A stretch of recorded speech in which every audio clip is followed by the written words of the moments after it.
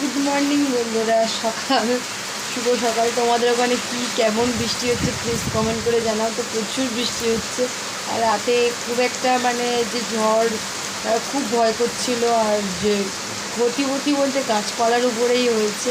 তো যাই হোক, তোমাদের সবাই সাবধানে থেকো আর সবাই সুস্থ থেকো। তো চলো, ভিডিওটা কেমন লাগলো প্লিজ কমেন্ট করে জানি। সকালটা কেমন লাগছে আমি তোমাদেরকে শেয়ার করলাম। তো চলো, দেখো।